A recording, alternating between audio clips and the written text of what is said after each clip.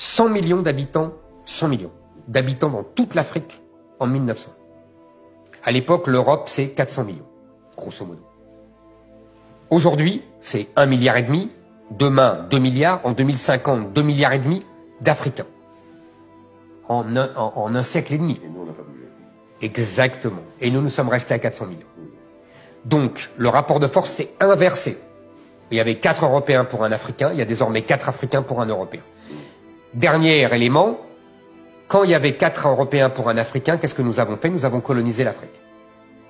Quand il y a désormais 4 Africains pour un Européen, qu'est-ce qui se passe? L'Afrique colonise l'Europe. Et en particulier la France. On nous a tous appris qu'il fallait limiter les naissances. Mais on nous a jamais dit pourquoi il fallait limiter les naissances.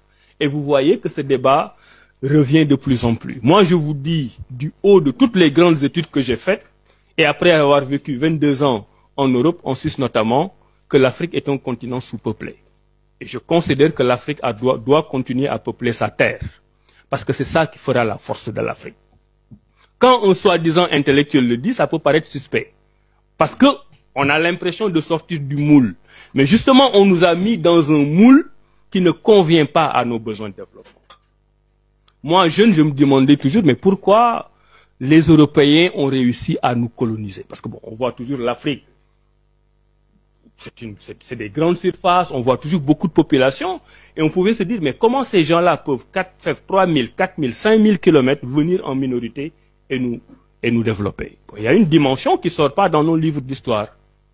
Mais en 1900, il y a un siècle, en Afrique, on était 140 millions. Que 140 millions. C'est presque la moitié de la population du Nigeria actuellement. Et c'est toute l'Afrique. On n'était que 140 millions. Et en 1900, la toute petite Europe était à 420 millions d'habitants. Ça, il faut le raconter à vos enfants pour qu'ils comprennent que c'est pas parce qu'on était faible et paresseux. Parce qu'on avait une puissance démographique dans un petit territoire qui était en conquête. Ils étaient 420, on était 140 millions. Donc en 1900, l'Europe était 3 fois plus peuplée que l'Afrique. Maintenant, si on fait une projection, dans une génération, en 2050, nous serons 2,5 milliards.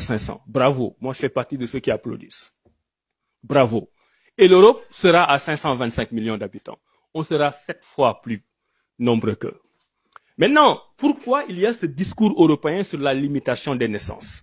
Parce qu'ils ont compris un trait d'histoire particulièrement important, que les grandes puissances peuvent s'appuyer sur énormément d'autres arguments, mais le premier argument de la puissance d'un pays, c'est sa démographie. Il y a une certaine peur, une certaine angoisse des nations qui ont déjà dominé le monde avec cette puissance démographique, de voir que la balle est en train de se retourner et que demain, eux seront la position du plus faible.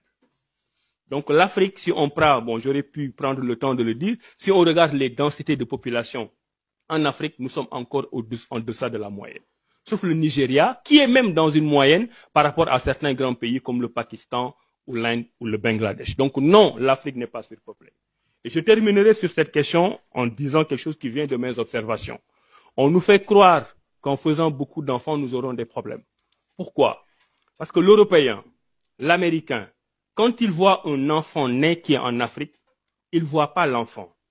Il voit la bouche de l'enfant. Il voit l'enfant à nourrir. Il voit les charges supplémentaires. Et il ne veut pas avoir de charges supplémentaires. Mais quand le même Européen ou l'Américain voit un enfant américain ou européen naître, il ne voit pas la bouche de l'enfant. Il voit le cerveau de l'enfant capable de créer des richesses pour faire développer son pays. Donc l'enfant africain est une bouche, l'enfant américain ou européen est un cerveau capable de créer des richesses. C'est à nous de changer ce paradigme pour dire que nous pouvons être pauvres et être en manque de moyens, mais nous voyons en nos enfants des potentiels qui régleront les problèmes de demain. Et l'Europe et l'Amérique ont peur de tous ces éléments. Donc c'est à nous de réorganiser le paradigme. Maintenant, la question de faire le nombre d'enfants, c'est une question personnelle, mais dans nos politiques de population, dans nos politiques de développement, nous devons tenir compte du fait que la puissance démographique vous donne une puissance dans le monde d'aujourd'hui. D'ailleurs, si vous prenez les critères de classification des pays dans le monde, avec les pays développés, les pays en développement, les pays les moins avancés, ce sont des pays comme le Sénégal, qui sont relativement pauvres. Le critère démographique joue un rôle tellement important que si vous êtes au-dessus de 75 millions d'habitants, quel que soit votre niveau de pauvreté, on ne peut pas vous classer dans la catégorie des pays les moins avancés. C'est le cas du Bangladesh, par exemple, qui aurait le même niveau de vie équivalent au Sénégal. Mais puisque c'est une puissance démographique qui a plus de 75 millions d'habitants, on voit le potentiel démographique qui est totalement antinomique avec l'idée d'un PMA. Et ceux qui font ce classement le savent. Donc, il faut que l'Afrique sorte de ce paradigme. Il nous faut une transition démographique pour qu'en 2050, on ait nos 2,5 milliards d'habitants et qu'on domine ce monde. C'est possible.